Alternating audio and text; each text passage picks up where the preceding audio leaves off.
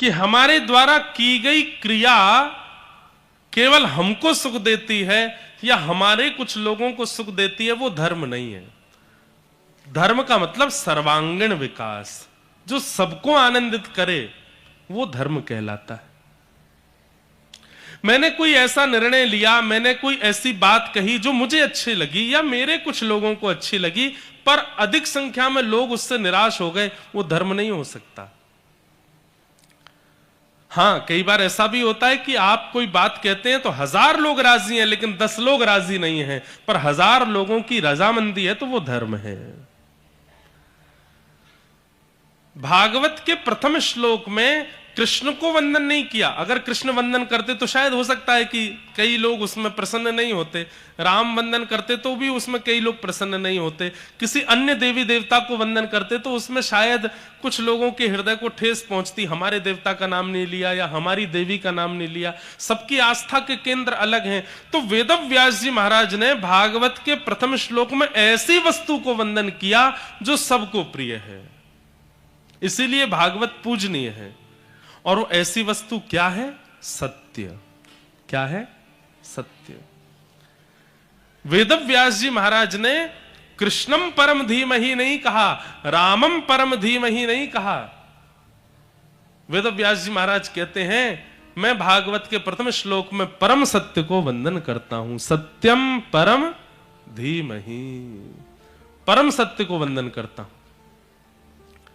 अब सत्य ऐसी वस्तु है जो सबको स्वीकार है। संसार में ऐसा कोई नहीं जो सत्य का आस्वादन ना करना चाहता हो। सबको सत्य प्रिय होता है।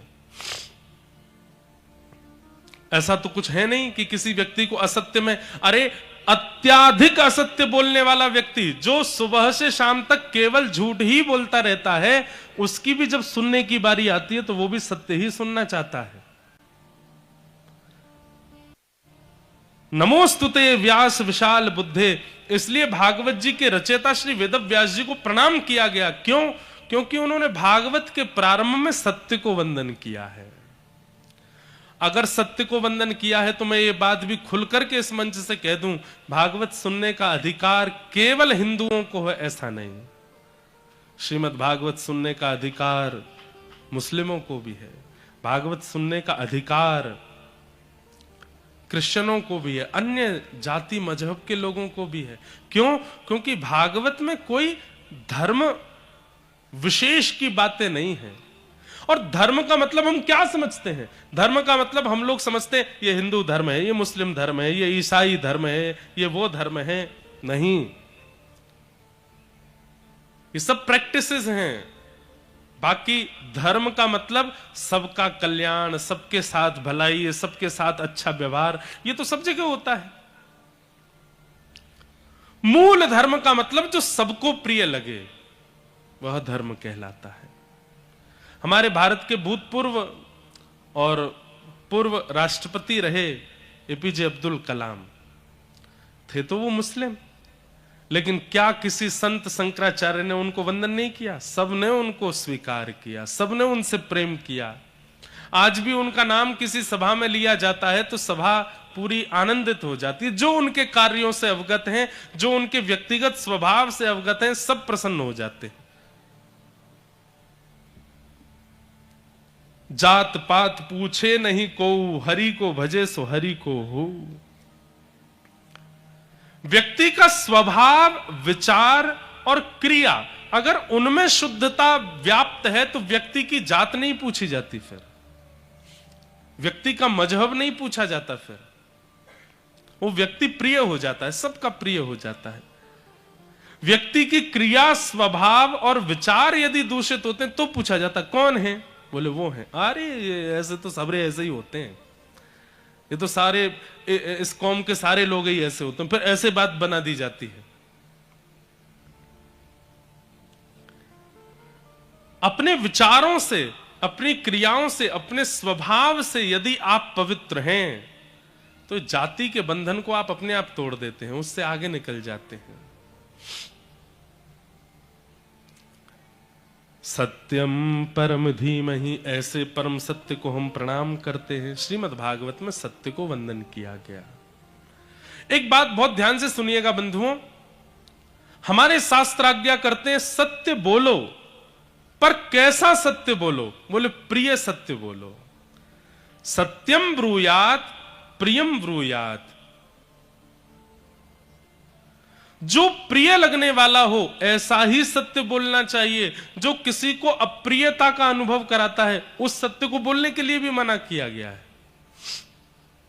अब इतना तो आपको अधिकार, इतना तो आपको समझना पड़ेगा कि सत्य कहां बोलना है, कैसे बोलना है, कितना बोलना है। कई जगह पर सत्य नहीं भी बोलना चाहिए, मौन रहना ही अच्छा होता है, और कई जगह पर सत्य बोलना चाहिए पर प्रिय लगने वाला सत्य बोलना चाहिए। अब किसी के लिए आप अपनी बेटे का संबंध लेकर के गए, अब उनकी पुत्री आपको पसंद नहीं आई, मान लो किसी कारण से नहीं आई, अब आप वहां पर अगर सत्य बोल देंगे कि आपकी कन्या ऐसी है, हमको अच्छी नहीं लगी, हमको उसका रूप रंग अच्छा नहीं लगा या बात, तो फिर ये सत्य बोलना अच्छा नहीं। वहां पर आपको सत्य तो बोलना है लेकिन प्रिय होकर के बोलना, ऐसे तरीके से बोलना है कि उनको बुरा ना लगे। ये सत्संग सिखाता है कि सत्य कहां, कितना और कैसे बोलना चाहिए। कई जगह पर सत्य बोलना भी घातक हो जाता है। प्रिय सत्य बोलो, जो सबको प्रिय लगता हो, जो सबको अच्छा लगता हो। ऐसे परम सत्य को हम वंदन करते हैं, प्रणाम करते हैं। भागवत के द्वितीय श्लोक में विषय अधिकारी संबंध और प्रयोजन की बात की गई। सबसे पहला, भागवत का विषय क्या है? जिस कथा को सुनने के लिए आप लोग जनवरी में आए थे और अब पुनः नवंबर में आए हो, इस कथा का विषय क्या है? तो कहते हैं धर्म प्रोजित केतवोत्र परमो निर्मत्सराणां सताम् वैद्यं वास्तवमत्र वस्तु शिवदम् तापत्रयोन्मूलनम् श्रीमद्भागवते महामुनिकृते किं वा परेरीश्वरः सद्यो हृद्यवरुध्यते त्रिकृतभिः शुश्रूषुभिस्तत्क्षणात्। बहुत ध्यान से सुनिएगा, भागवत का विषय क्या है कि धर्म प्रोजित केतवोत्र परमो, सुनने वाले के चित्त में परम धर्म की इच्छा प्रकट हो जाए। परम धर्म किसको कहते हैं? तो धर्म और परम धर्म में एक अंतर है, बहुत ध्यान से सुनिएगा। मुझे भूख लगी है, मुझे खाना चाहिए, ये धर्म है। मुझे नींद आई है, मुझे सोना चाहिए, ये धर्म है। सुबह हो गई है, उठ करके मुझे स्नान करना चाहिए, धर्म है। अब स्नान ध्यान करके माता पिता को प्रणाम करना चाहिए, धर्म है। अपने कार्य के लिए निकलना चाहिए, परिश्रम करके धन कमाना चाहिए, धर्म है। यश कीर्ति वैभव इन सब के लिए मुझे प्रयासरत रहना चाहिए, धर्म है। मानव कल्याण, जीव कल्याण, परिवार कल्याण के विचार चित्त में आने चाहिए, सब धर्म है। तो फिर परम धर्म क्या है? जहां शरीर की चिंता ना करके हम शरीर के अंदर विराजमान उस दिव्य आत्मा की चिंता करते हैं, इसका कल्याण कैसे हो, वो परम धर्म है। अभी आप शरीर का चिंतन करते हैं, उसको सुलाते हैं, खिलाते हैं, नहलाते हैं, धुलाते हैं, चलाते हैं, धन कमाते हैं, सब काम शरीर से करवाते हैं। यश कीर्ति वैभव आदि सब शरीर के लिए करते हैं। लेकिन जब शरीर की चिंता समाप्त हो जाती है और अंतस्थ विराजमान उस दिव्य आत्मा की चिंता शुरू हो जाती है, इसका कल्याण कैसे हो? अब मैं 28 वर्ष का हो गया, अब मैं 30 वर्ष का हो गया, अब 40 मेरी उम्र हो गई, अब मैं 45 का हो गया, 50 का हो गया, क्या मैं भी केवल हंसता खेलता कार्य करता, दुख सहता, धन कमाता, गरीबी देखता हुआ एक दिन मैं भी मर जाऊंगा? मृत्यु आवे उससे पहले मैंने अपने इस चित्त का कल्याण क्यों नहीं किया? ये चिंतन जिस दिन से आपके चित्त में प्रारंभ हो जाए, समझ जाओ वही परम धर्म है। जहां आपको देह की कम चिंता होती है, अपनी आत्मा की चिंता ज्यादा होती है। आत्मा की चिंता होने वाले व्यक्ति का स्वभाव कैसा होता है पता है? आप वृंदावन से किसी के यहां प्रसाद लेकर के गए, और कहा भैया हम वृंदावन से आए हैं, ये देखो बिहारी जी का प्रसाद है। सामने वाले व्यक्ति ने आपका स्वागत नहीं किया, आपसे राम राम नहीं करी, सबसे पहले तुरंत प्रसाद लेकर के खोल करके एक तिनका अपने मुख में डाल लिया। क्यों? कहीं भैया मैं इनका आदर सम्मान करने लग गया और मैंने कहा लाओ प्रसाद धर देते हैं, थोड़ी देर बाद पाऊंगा, कहीं इतने में मेरे प्राण निकल गए तो प्राण निकले उससे पहले मैं प्रसाद सेवन कर लूं। नियम बना लीजिए, कोई भी व्यक्ति घर पर आता है और वो कोई प्रसाद कह करके कोई वस्तु अर्पित करता है, आपके सामने कहता है कि वहां का प्रसाद है, उससे बाद में बात कीजिए, पहले कि भैया जल्दी पहले प्रसाद दो। तुरंत प्रसाद का एक तिनका लेके पाइए। एकादशी है, आपका मंगलवार का व्रत है, बृहस्पतिवार का, जो भी व्रत आपके रहते हैं सब व्रत बाद में, प्रसाद घर पर आवे सबसे पहले सेवन करो। क्यों? प्राण निकल गए तो उससे पहले ठाकुर जी का प्रसाद स्वीकार कर लो। एक जगन्नाथपुरी के राजा थे, उन राजा ने नियम बना लिया कि महाप्रसाद जैसे ही मंदिर से छूटता था, ठाकुर जी को अर्पित होने के बाद सबसे पहले वो महाप्रसाद उस राजा के यहां आता था। और राजा का स्वभाव था वो सिंहासन से उतर करके सबसे पहले महाप्रसाद ग्रहण करते, फिर पुजारी जी को प्रणाम करते थे, फिर किसी और से बात करते थे। प्रसाद की इतनी महिमा। एक दिन वो राजा अपने कुछ अन्य राजा सखाओं के साथ में कुछ खेल रहा था, चौसर खेल रहा था। इतना खेल में व्यस्त हो गया, इतना खेल में मगन हो गया, उसी समय पुजारी जी प्रसाद लेकर के आ गए। किसी ने आके कहा राजन प्रसाद आया है महाप्रभु जी का। तो राजा ने कहा बस बस 1 मिनट लगेगा मुझे, उनको बैठाओ मैं अभी आता हूं। राजा यहां चौसर खेलने में लगा, बाहर जाकर के संकेत किया, बोले राजा कह रहे हैं वो अभी आएंगे, आप 2 मिनट प्रतीक्षा करो। तो पुजारी जी को यह बात अच्छी नहीं लगी कि इन्होंने प्रतीक्षा करने के लिए कहा, ठाकुर जी का प्रसाद प्रतीक्षा करेगा। पुजारी जी उठ करके वहां से चले गए। जैसे ही पुजारी जी वहां से गए तो थोड़ी देर में राजा खेल से निवृत्त होकर तुरंत भागा, प्रसाद आया, प्रसाद लेकर के आओ। तो सैनिकों ने कहा प्रसाद तो ले गए पुजारी जी, आपने प्रतीक्षा के लिए कहा तो उदास होकर के ले गए। राजा को इतनी ग्लानि हुई कि मैंने प्रसाद आया और मैंने मना कर दिया। मैं खेल में इतना तल्लीन हो गया, उसमें इतना मगन हो गया कि द्वार पर आए हुए प्रसाद की अवहेलना कर दी मैंने। अपने हाथ को देखने लगा, इसी हाथ से मना किया था मैंने, अब ये हाथ मेरे अंग पर रहने लायक नहीं है, पर अपने आप अपने हाथ को कैसे काटूं? सुनिएगा, बड़ी सुंदर कथा है। तो राजा ने क्या किया, एक दिन बड़ी चिंता में सभा में बैठा था, तो मंत्री जी ने पूछा राजन आप इतनी चिंता में क्यों बैठे हो?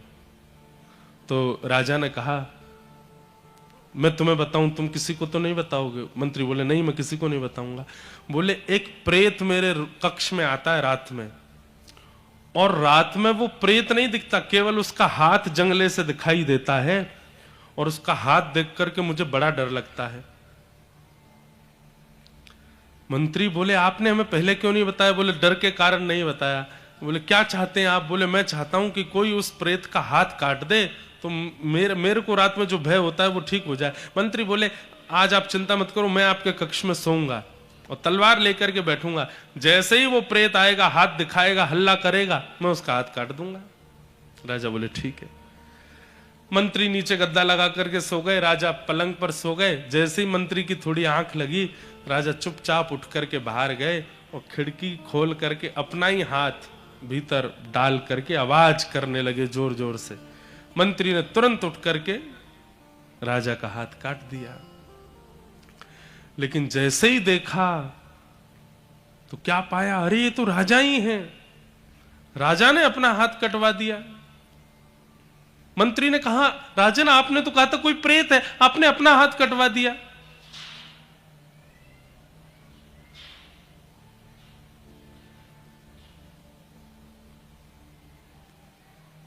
लगी तो नहीं बालक को?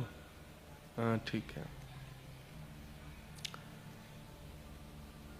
सब लोग इधर देखो, बोलो वृंदावन बिहारी लाल की। इतना वैराग्य भी मत लाओ माताएं, बालकों को अभी से ही छोड़ दो, जा बेटा। कथा सुन के हम में विरक्ति आ रही है।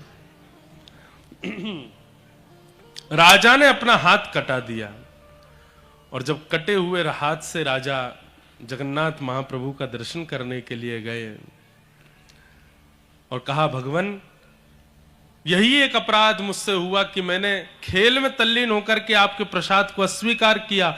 जिस हाथ से मैंने मना किया था प्रसाद लेने को, आज उस हाथ को कटवा दिया, अब यह हाथ नहीं रहेगा।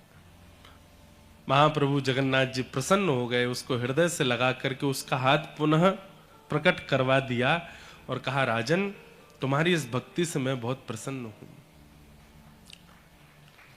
अभिप्राय क्या समझ में आया? व्यक्ति जब अपने देह का चिंतन करता है तो वो व्यक्ति धर्म करता है, लेकिन उस व्यक्ति को जब अपने देह में विद्यमान उस दिव्य चेतना आत्मा की चिंता होती है, तब वो जो क्रिया करता है उसको परम धर्म कहते हैं। श्रीमद् भागवत क्या कराती हैं? दैहिक कर्म कराना नहीं सिखाती, आत्मा के द्वारा आप भगवत प्राप्ति कैसे कर सको वो क्रम जो सिखावे वो भागवत है।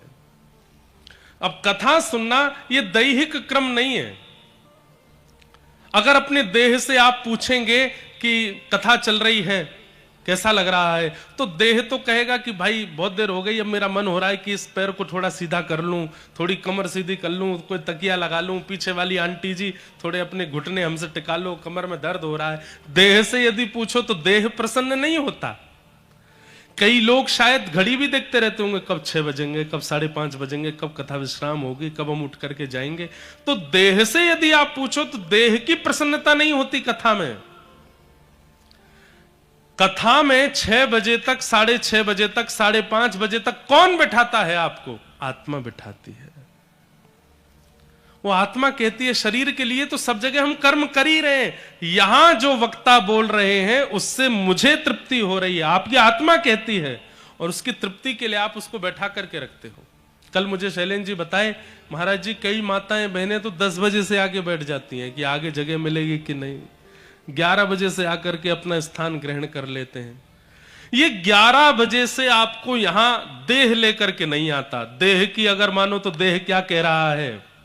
देह तो कहता है जाड़ा पड़ रहा है, दोपहर में तो बढ़िया रहता है लेकिन लौटते समय ठंड लगती है, काहे को जाना, कथा में पड़े रहो, दुनिया बिस्तर पे बढ़िया तान दुपट्टा आनंद करो, लाइव तो आई रही है कथा, फोन में सुन लेंगे।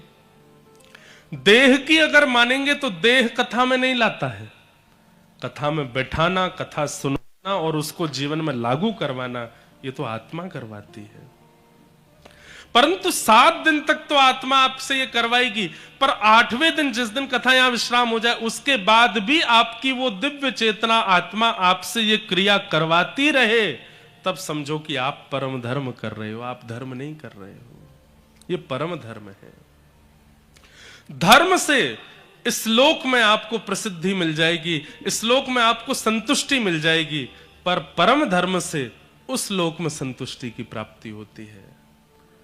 परम धर्म से उस लोक में भगवत भाव की प्राप्ति होती है। तो श्रीमद् भागवत का विषय क्या है? परम धर्म करवाना। अब गिरिराज जी की परिक्रमा है, कितने लोग गए हैं गोवर्धन? परिक्रमा कितनों ने की है? सबने की है लगभग। महाराज जो वो आता है ना गुरु पूर्णिमा, उसको हमारे यहां बोलते मुड़िया पूनो, उस दिन सबसे ज्यादा संख्या में परिक्रमा करने वाले ही मध्य प्रदेश के आते हैं। इतनी भीड़ होती है गिरिराज जी में कि हम मध्य प्रदेश में इसलिए बहुत ज्यादा प्रशंसा कर देते हैं, ऐसी बात नहीं है, हम वास्तविकता हृदय से कह रहे हैं।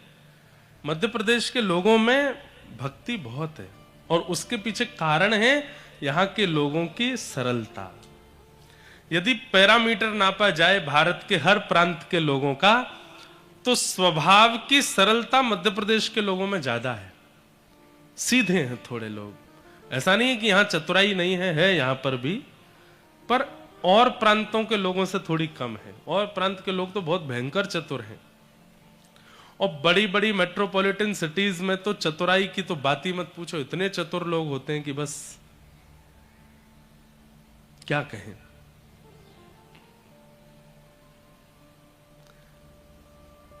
कैसे चतुर होते हैं, अपनी गाड़ी पे लिखवा देंगे पूर्व विधायक,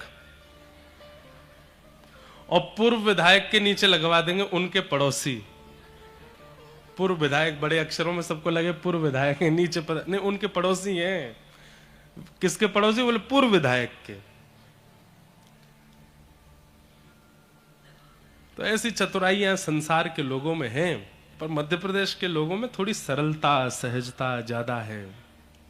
इसीलिए आप देखेंगे हर गांव हर नगर, हमने तो अनुभव कर लिया कितनी कथाएं मध्य प्रदेश में होती हैं, साल भर में सब जगह कथा, 3-4 कथा मध्य प्रदेश में तो हो ही जाती हैं। और जहां कथा होती है वहीं पास में ही कोई या तो देवी या हनुमान जी का मंदिर होगा ही होगा।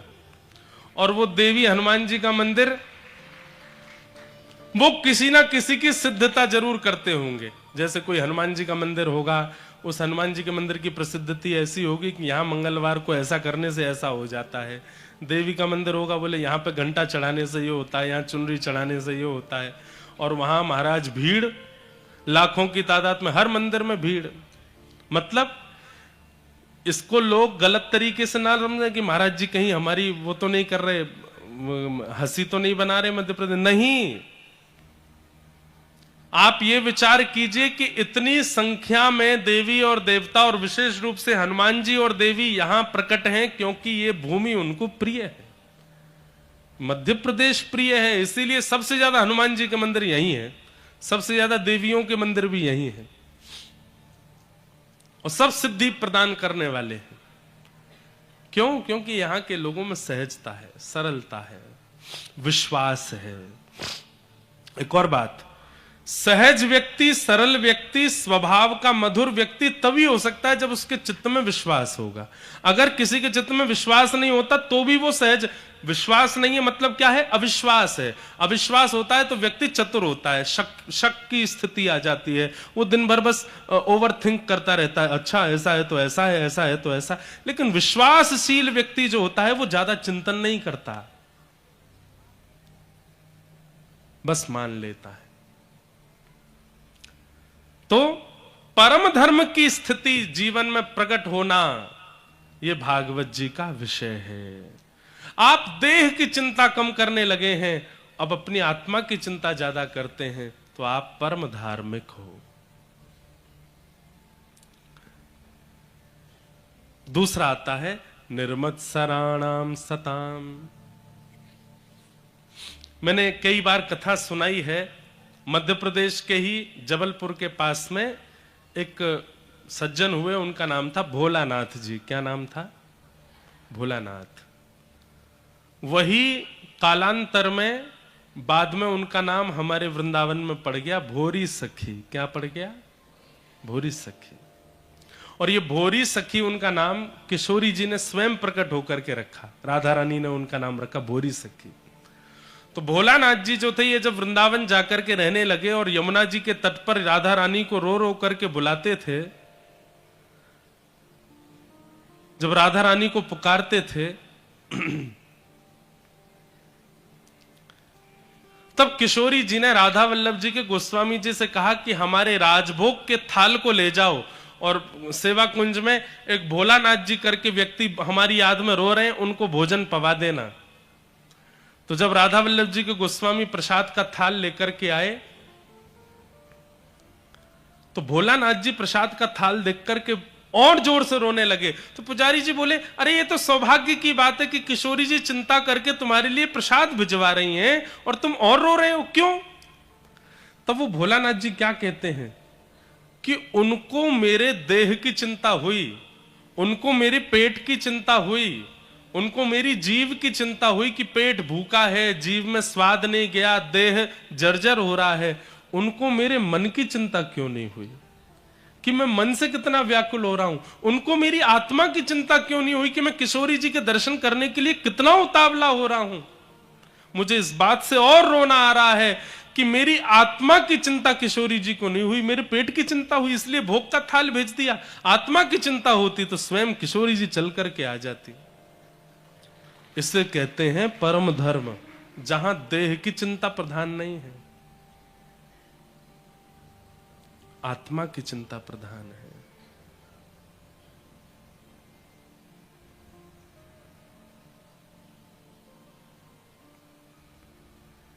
आत्मा की चिंता प्रधान है। ऐसे श्री भोलानाथ जी हुए।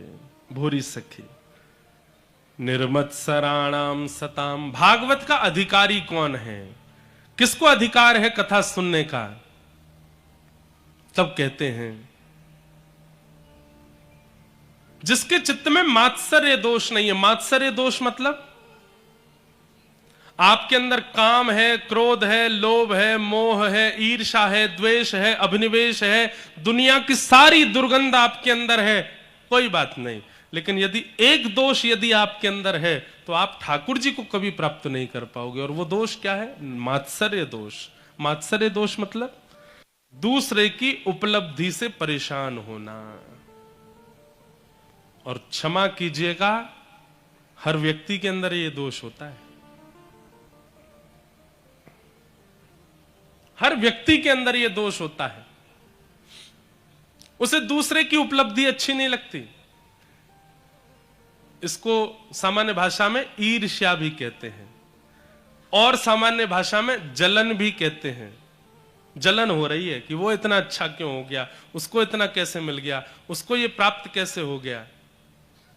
और ईर्ष्यालु व्यक्ति को सब कुछ मिलेगा लेकिन ठाकुर जी कभी नहीं मिल सकते। ईर्ष्या का दोष एक ऐसा दोष है जो ठाकुर जी से विमुख कराता है, ठाकुर जी से दूर कराता है।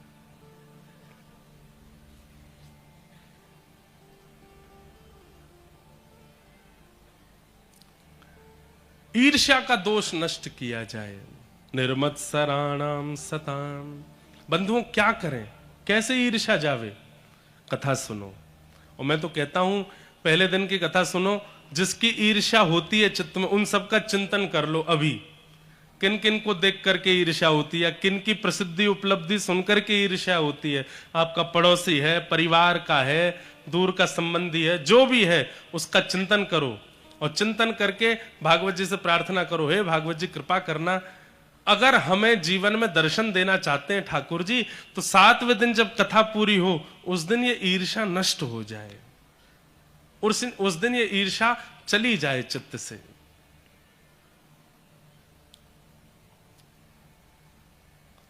और जब जब ईर्ष्या प्रकट हो उनका फोटो सेव कर लीजिए अपने फोन में, जिनको देख करके ईर्ष्या होती है बार बार देखो।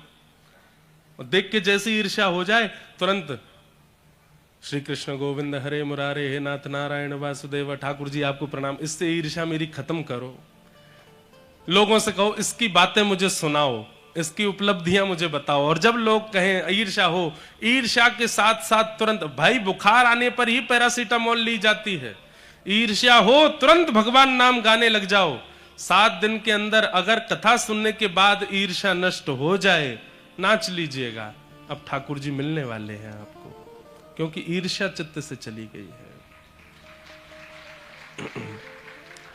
हमारे ब्रज में गाते हैं, मेरे गिनियो ना अपराध लाडली श्री राधे, मेरे गिनियो ना अपराध लाडली श्री राधे, मेरे गिनियो ना अपराध लाडली श्री राधे, गिनियो ना अपराध लाडली श्री राधे, मेरे गिनियो ना अपराध लाडली श्री राधे, मेरे गिनियो ना अपराध लाडली श्री राधे, लाडली श्री राधे, लाडली श्री राधे,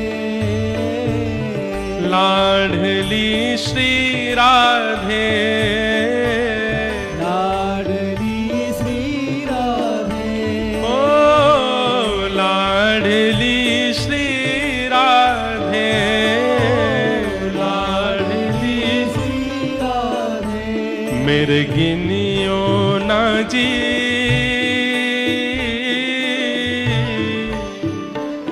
मेरे गिनियो ना अपराध, ओ मेरे गिनियो ना अपराध लाडली श्री राधे, मेरे गिनियो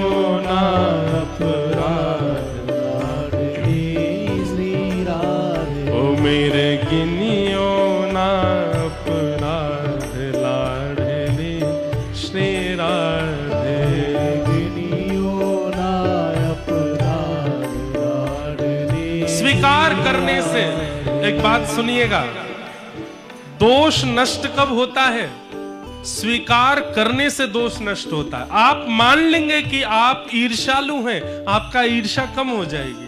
आप मान लेंगे कि आपके अंदर क्रोध है, काम है, दोष है, आप उसको दीनता पूर्वक स्वीकार करेंगे तो स्वीकार करने से दोष नष्ट होता है। हम स्वीकार नहीं करते हैं इसलिए दोष बढ़ता रहता है। हमसे कोई कहते कि भाई तुम्हारे अंदर ईर्ष्या है, हम कहें बिल्कुल नहीं है। अरे तुम उसकी बातें सुन के तुमको जलन होती है, बिल्कुल नहीं होती।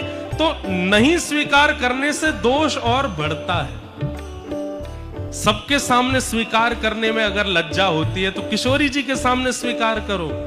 यहां बैठा हर व्यक्ति जिसको लगता है कि उसके अंदर दोष है, और जिसको लगता क्या है, इस संसार में कोई व्यक्ति है ही नहीं ऐसा जिसके अंदर कोई दोष ना हो, किशोरी जी के आगे, भागवत जी के इस मंच के सन्मुख बैठ करके आज अपने दोषों को स्वीकार करो और स्वीकार करके उनको नष्ट कर दो। गाइए, मेरे गिनियो ना अपराध लाडली श्री राधे, मेरे गिनियो ना अपराध लाडली श्री राधे।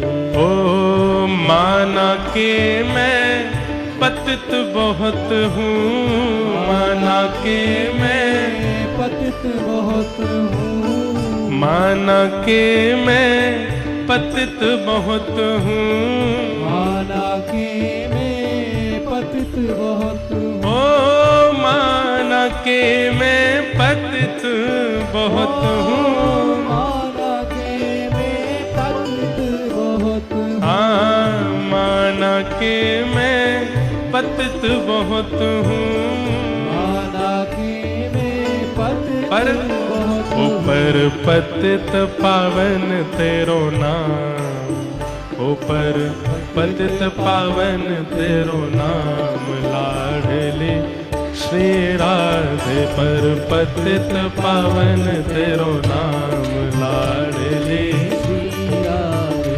ऊपर पतित पावन तेरो नाम, लाडली श्री राधे पर पतित पावन तेरो नाम, लाडली श्री राधे। ओ मेरे गिनियो ना अपराध लाडली श्री राधे, गिनियो ना अपराध। गाइए, लाडली श्री राधे, लाडली श्री राधे।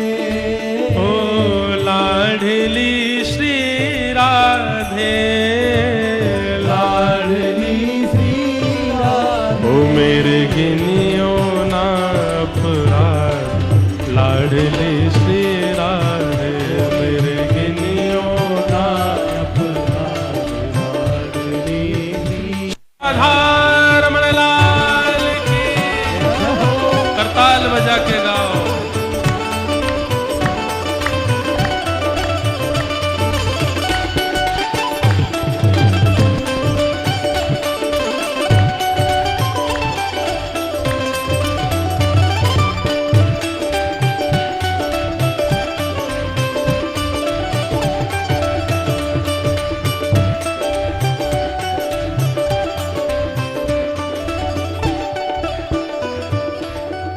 अष्ट सखिन में गोप गोपिन में, अष्ट सखिन में गोप गोपिन में, अष्ट सखिन में गोप गोपिन में, अष्ट सखिन में गोप गोपिन में। उन्हु की दासी दासन में, उन्हु की दासी दासन में, उन्हु की दासी दासन में, उन्हु की दासी दासन में। हे अष्ट सखिन में गोप गोपिन में, अष्ट सखिन में गोप गोपिन में। उन्हु की दासी दासन में, उन्हु की दासी दासन। कितनी अच्छी बात कह रहे हैं। हे किशोरी जी, या तो अष्ट सखियों में या गोप गोपियों में, और अगर इनमें नहीं हो सके तो उनके जो दास दासियां हैं उनमें। कहीं लिख ली जो मेरो नाम, कहीं लिख ली जो मेरो नाम, लाडली श्री राधे। कहीं लिख ली जो मेरो नाम, लाडली श्री राधे। ओ कहीं लिख ली जो मेरो नाम, लाडली श्री राधे। लिख ली जो मेरो नाम, लाडली श्री राधे। लाडली श्री राधे, लाडली श्री राधे। ओ लाडली श्री राधे, ओ लाडली श्री राधे। ओ मेरे गिनियो ना अपराध, लाडली श्री राधे। मेरे गिनियो ना अपराध, लाडली श्री राधे। ओ मेरे गिनियो ना अपराध, लाडली श्री राधे। गिनियो ना अपराध, लाडली श्री राधे। जो तुम मेरे अब गुण देखो, जो तुम मेरे अब गुण देखो, जो तुम मेरे अब गुण देखो, जो तुम मेरे अब गुण देखो। हाँ नेक न देखो, नेक न देखो, नेक न देखो, नेक न देखो। हे जो तुम मेरे अब गुण देखो, जो तुम मेरे अब गुण देखो। ओ श्री जी अब मत देखो, अब मत देखो, अब मत देखो, अब मत हे श्यामा जी, देखो। आप तो वैसे अवगुण नहीं देखती हैं, और इसका क्या प्रमाण है कीर्तन के बाद बताऊंगा कि किशोरी जी अवगुण नहीं देखती हैं। पर हम तो प्रार्थना कर ही सकते हैं, हे श्यामा जी हमने बहुत गलत किया है, आप कृपा करके मेरे अवगुणों को मत देखना। क्यों? हो क्योंकि इनका न कोई हिसाब, क्योंकि इनका न कोई हिसाब।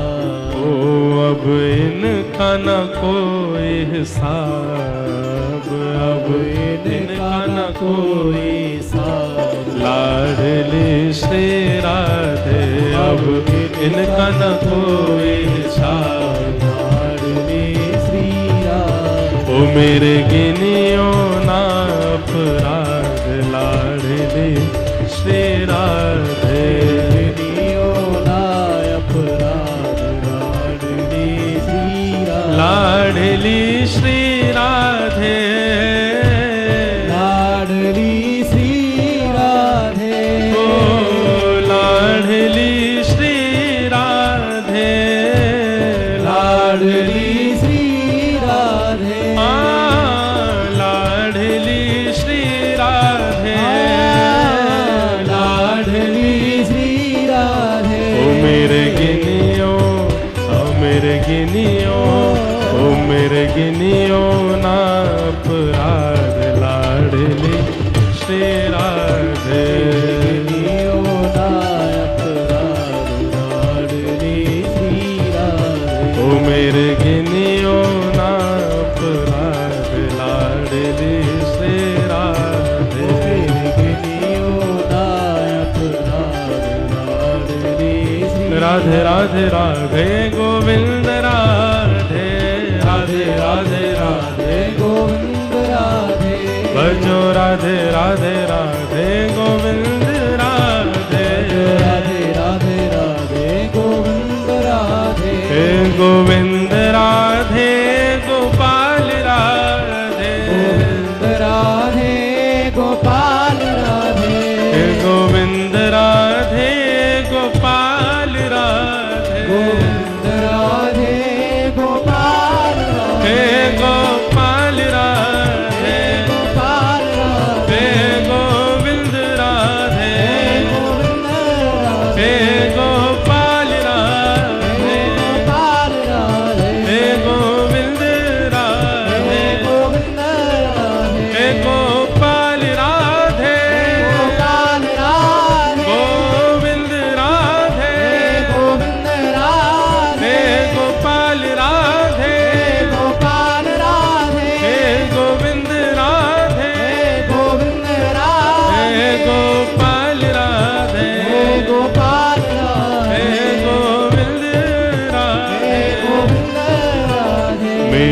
गिनियो ना अपराध लाडली श्री राधे।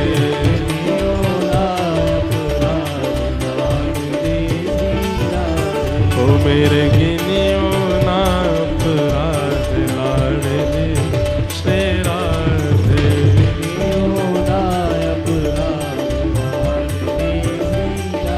ओ मेरे गिनियो ना अपराध लाडली श्री राधे। जय जय श्री राधे, जय जय श्री राधे, जय जय श्री राधे।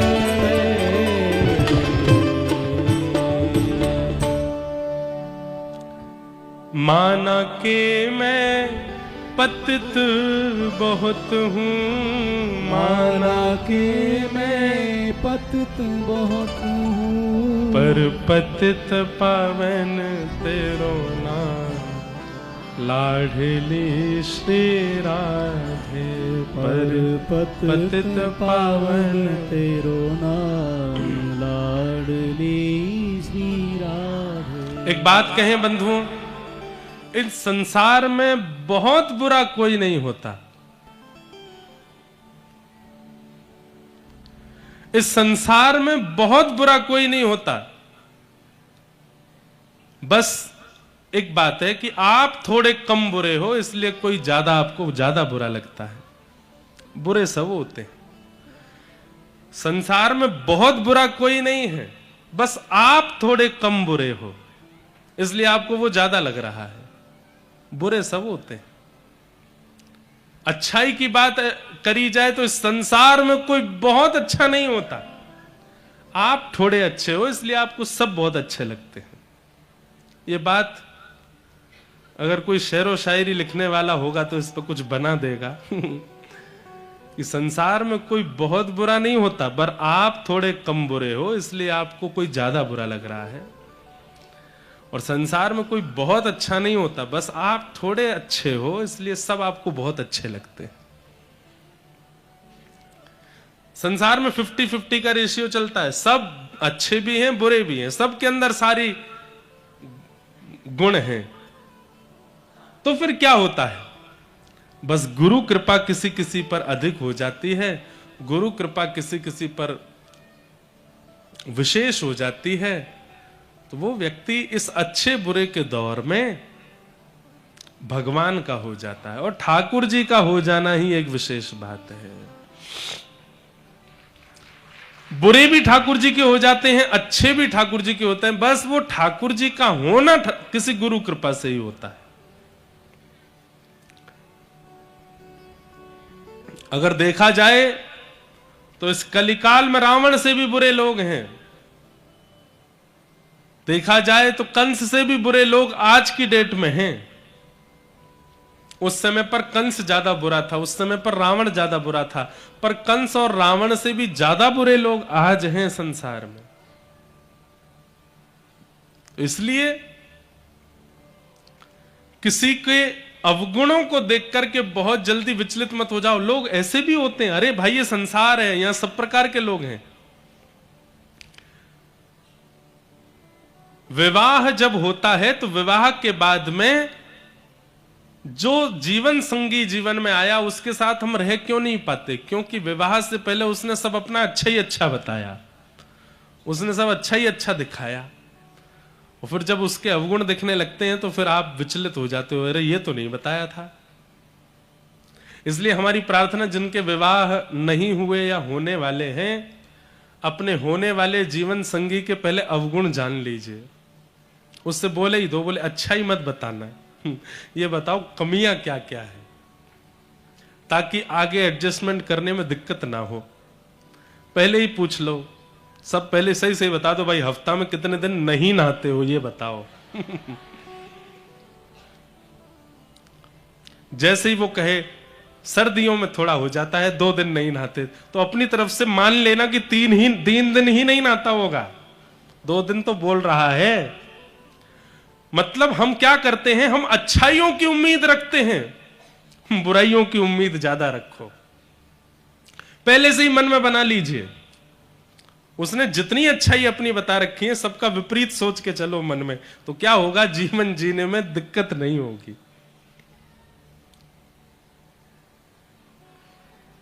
अधम संसार में हर व्यक्ति है, बस कुछ ज्यादा अधम है, कुछ कम अधम है, अधम सब है। बच्चा कोई नहीं है संसार के इन विचारों से।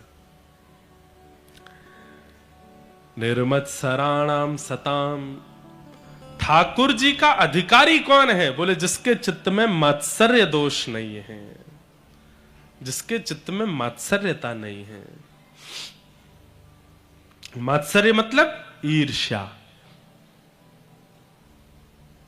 और बंधुओं एक बात कहें, जैसे हमारे अवगुण, जैसे क्या होता है, जैसे इसको मैं समझाऊं, सुनिएगा ध्यान से।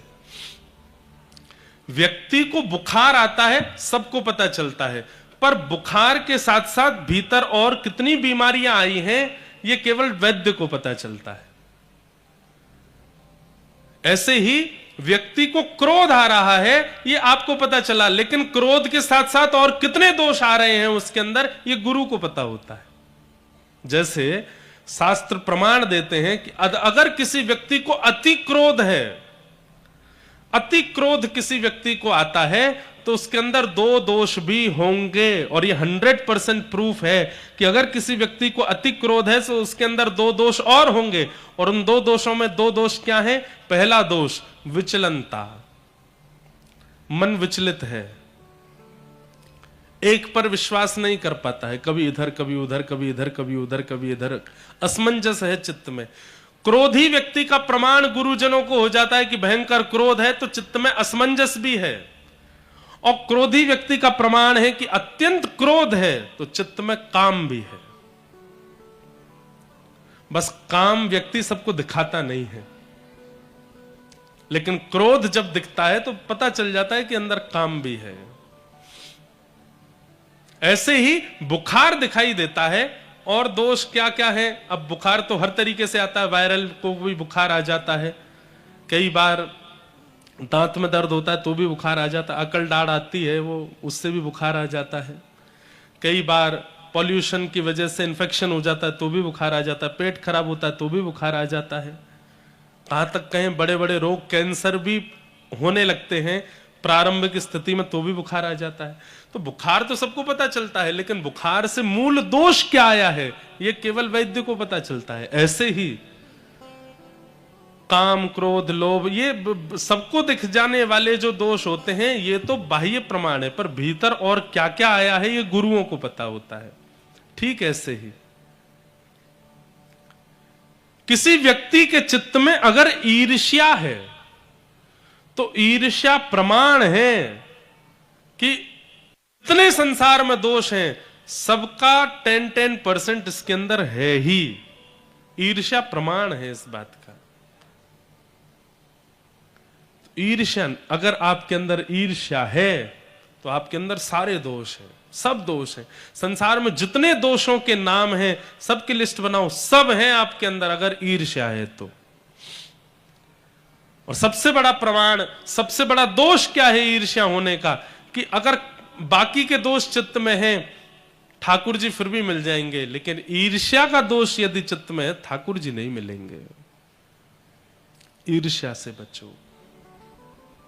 निर्मत्सराणाम सताम, तो फिर क्या करें?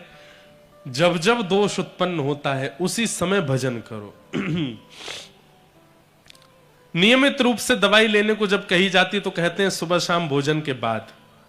तो नियमित रूप से तो भजन कब करना है? सुबह उठ के स्नान करके भजन करना है, रात्रि सोने से पहले भजन करना है। लेकिन अनियमित रूप से भजन कब करना है? जब दोष उत्पन्न हो उसी समय भजन करो। किसी की सुंदरता को देख करके काम उत्पन्न होवे, नेत्र बंद करके तुरंत हरे कृष्ण कृष्ण कृष्ण हरे हरे, हरे राम राम राम हरे हरे। किसी की गलत बात पर क्रोध आ जाए, तुरंत नेत्र बंद करके हरे कृष्ण कृष्ण कृष्ण हरे हरे, हरे राम राम राम हरे हरे। तुरंत मंत्र जाप करो। किसी की वस्तु देख करके लोभ आ जाए, तुरंत नेत्र बंद करके जो नाम आपको प्रिय लगता है, हरिशरणम हरिशरणम हरिशरणम जपने लगो। किसी के प्रति अत्यंत मोह हो जाए, तुरंत नेत्र बंद करके श्री कृष्ण शरणम मम, श्री कृष्ण शरणम मम, श्री कृष्ण शरणम मम। दोष उत्पन्न होने पर औषधि ली जाती है, नाम औषधि है। दोष उत्पन्न होने पर उसको ले लीजिए। नियमित रूप से तो सुबह शाम लेनी ही है, सुबह शाम माला करनी ही है, पर अनियमित रूप से जब दोष आवे, अरे ऐसा भी करो क्या, अब बाहर निकलते हैं ढकेलों पर दुनिया भर के पकवान बन रहे हैं, कहीं पर छोले भटूरे बन रहे हैं, कहीं पर टिकिया पानी पूरी बन रही है, कहीं पर झालमुड़ी बन रही है, मुंह में पानी आ रहा है।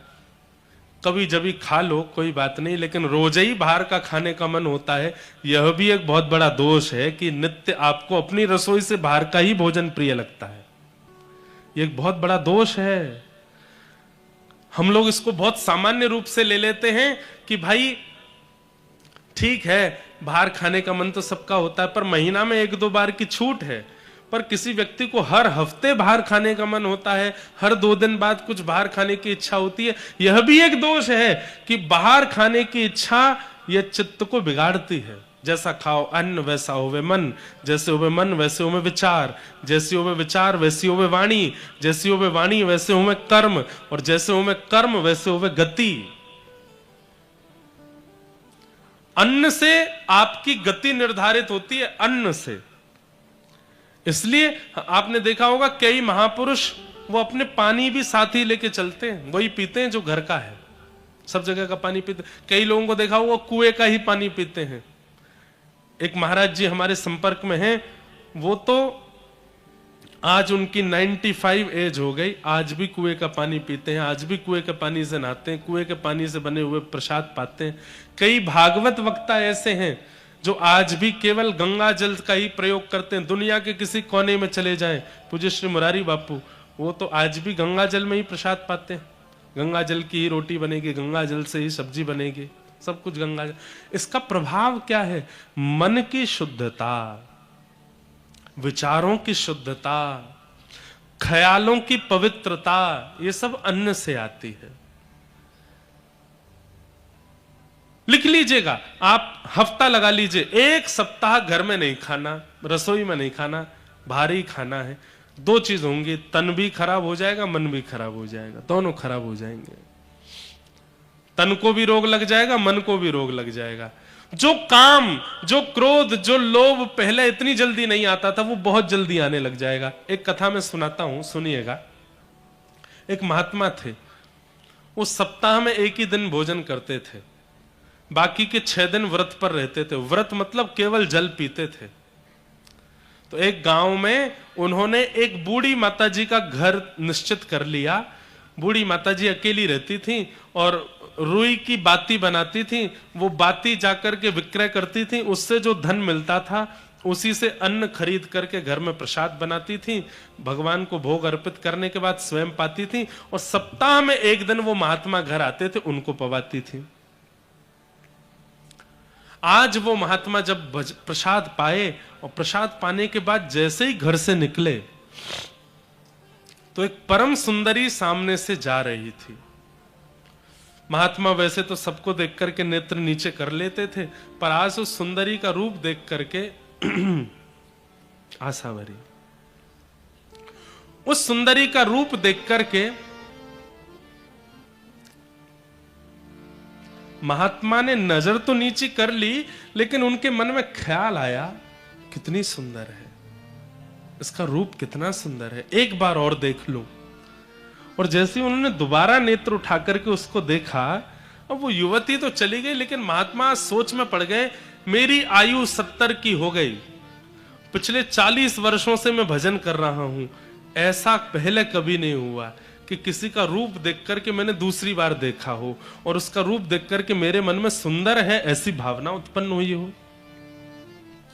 आज केवल सुंदर है इसलिए मैंने दूसरी बार देखा, कल इससे भी बुरा कुछ होगा, कल और कोई विचार मन में आएगा, और कोई क्रिया मन में आएगी, और कुछ हो, उससे पहले मुझे इसका इलाज करना पड़ेगा। भगवान श्रीमद् भगवत गीता में अर्जुन से कहते हैं, ध्यायतो विषयाम पुंसः संगस्तेषु उपजायते संजात संजायते कामः कामः क्रोधोऽभिजायते क्रोधात् भवति सम्मोहः सम्मोहात् स्मृति विभ्रम स्मृति भ्रंशात् बुद्धिनाशो बुद्धिनाशात् प्रणश्यति। मैंने कई भक्ति पथिकों के मोबाइल फोन की स्क्रीन जो फोटो लगाते हैं ना, उस पे ये श्लोक लगवा रखा है। ये भगवत गीता के 2 श्लोक हैं। व्यक्ति का नाश कैसे होता है भगवान इस श्लोक में बता रहे हैं। भगवान कहते हैं ध्यायतो विषयाम पुंसः। अर्जुन, व्यक्ति जब विषय का चिंतन करता है, विषय भोगता नहीं है, केवल सोचता है, कमरे में पड़े पड़े बिस्तर पर लेटे लेटे किसी विषय भोग का चिंतन करता है, वहीं से ही उसका नाश होना शुरू होता है। अर्जुन बोले कैसे? तब भगवान कहते हैं विषय का चिंतन आज किया, पर कल वो विषय का चिंतन उसको करवाने के लिए ले जाएगा। जैसे आपने, अब मंच से मैं जितना बता सकता हूं उतना बताऊंगा। आज आपने सोचा पानी पूरी, आहा, बिस्तर पर पड़े पड़े सोच रहे हैं चटपटा पानी, उसमें मिर्च डली हुई है, आहा, मुंह में जाते ही पानी, गोलगप्पा, गप से जैसे हम खाएंगे खट्टा खट्टा पानी, आहा, मन कितना खुश हो जाएगा, मुंह बिल्कुल आनंदित हो जाएगा। आज आपने केवल सोचा। ध्यायतो विषयाम पुंसः संगस्तेषु उपजायते। अगले दिन से क्या होगा? तब भगवान कहते हैं वो जो कल रात में सोचा था वो कैसे मैं कर पाऊंगा, इसके लिए आप प्रयत्न करने लगोगे अगले दिन से। और संगात संजायते कामः। एक दिन क्या होगा? आज जो आपने सोचा कल से आप लग जाओगे कैसे करूं, 2-3 दिन में आप उसको कर लोगे, आप उसको कर लोगे। और जैसे ही आप करोगे उससे क्या होगा? आपके चित्त में और कामनाएं प्रकट होने लगेंगी। आपने पानी पूरी का सोचा, 3 दिन के अंदर पानी पूरी जैसे ही आपने अपने मन को दे दी तो मन क्या सोचेगा? अब ये मेरा गुलाम हो गया, मैं इसको जो सोचवाता हूं ये तुरंत सोच करके मुझे दे देता है, अब ये मेरा गुलाम हो गया। अब मन क्या करेगा? उसी रात्रि को कुछ और सोचेगा और उसको प्राप्त करने के लिए आप पर प्रेशर डालेगा। अब आपको चलते फिरते उठते बैठते आपके चित्त में, अब तो इंटरनेट इतना बुरा हो गया है, एक एल्गोरिदम नाम की चीज आती है, उसमें क्या होता है, आप जो बातें करते हो या जिसके बारे में सोचते हो या सोच करके जिसको आप बताओगे, आपने जैसे मान लीजिए सागर की बातें की, आप अपना फोन खोलोगे तो सागर की चीजें दिखने लगेंगी आपको। सागर में ये मंदिर है, सागर में ऐसा तालाब है, सागर की रोड ऐसी है, सागर में कथा हो रही है, सागर में ये हो रहा है। ये अब फोनों में ये नियम शुरू हो गया है, गूगल आपकी बातें सुनता है। आपने टिकिया के बारे में सोचा, पानी पूरी के बारे में किसी से कह दिया पानी पूरी, तो आपका फोन पानी पूरी दिखाने लगेगा आपको। होता है ना कईयों के साथ, वो एल्गोरिदम ऐसा हो गया है फोन का। तो अब क्या होगा? संगात संजायते कामः। आपने जो सोचा 3 दिन में आप उसको कर लोगे। एक बार करने के बाद अब मन कुछ और सोचवाने लगेगा। अब फिर जो आप सोचोगे आपका मन आप पर प्रेशर डालेगा, ये भी मुझे करना है, ये भी मुझे करना है, ये करवा मुझसे। लेकिन आप अपने मन को रोकोगे तो मन क्या करेगा? आपको क्रोध दिलाएगा, आप चिड़चिड़ा जाओगे। कामात क्रोधो विजायते, फिर क्रोध आएगा। क्रोध क्यों आ रहा है? क्योंकि आप कुछ करना चाहते हो, किसी को पाना चाहते हो लेकिन नहीं पा रहे हो, तो क्रोध आएगा। और फिर क्रोध से क्या होगा? तो भवति सम्मोह, क्रोध मोह को जन्म देगा। मोहात स्मृति विभ्रम, मोह से क्या होगा? बोले बुद्धि विभ्रम हो जाएगी, भ्रमित हो जाएगी। और स्मृति भ्रंशात बुद्धि नाश हो, फिर क्या होगा? बुद्धि का नाश होगा। और जैसे ही बुद्धि का नाश होगा, सब पता है आपको अच्छा क्या है, गलत क्या है, सही क्या है, गलत क्या है, ये अच्छा है, ये बुरा है, सब पता होगा, लेकिन फिर भी आप वो करोगे जिससे आपका नाश हो। और बुद्धि नाशात प्रश्यति, व्यक्ति का नाश हो जाएगा। इसलिए चिंतन से बचो, बुरे चिंतन से। एकांत में जब भी होते हो उस समय प्रयास करो कि कोई दूषित संसारी चिंतन आपको छेड़े ना, क्योंकि चिंतन ही आपके जीवन का नाश करता है, आपको पता नहीं चलता। इसलिए एकांत में भी व्यस्त रखो स्वयं को, कुछ ना कुछ करते रहो, भागवत जी का कुछ श्रवण करते रहो, भागवत जी का कोई एक अध्याय पाठ कर लो, रामायण जी पढ़ लो, गीता जी पढ़। एकांत मन को रहने मत दीजिए। आप जैसे ही मन को एकांतिक करोगे तुरंत मन में कोई विकार उत्पन्न होगा।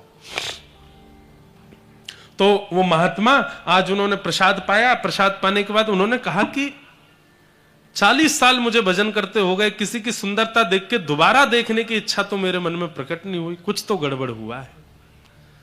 लौट करके माँ के पास गए, बोले माँ मैं सप्ताह में एक दिन आपकी कुटिया प्रसाद पाने आता हूं, इतने साल से पा रहा हूं, आज तक ऐसा नहीं हुआ, आज कुछ विचित्र हुआ मेरे साथ, आपने भोजन में कुछ अलग डाला था क्या? माँ बोली नहीं, आप हर समय तोरई की सब्जी और एक रोटी खाते, मैं वही बनाई थी। कुछ नमक ज्यादा या नींबू ज्यादा या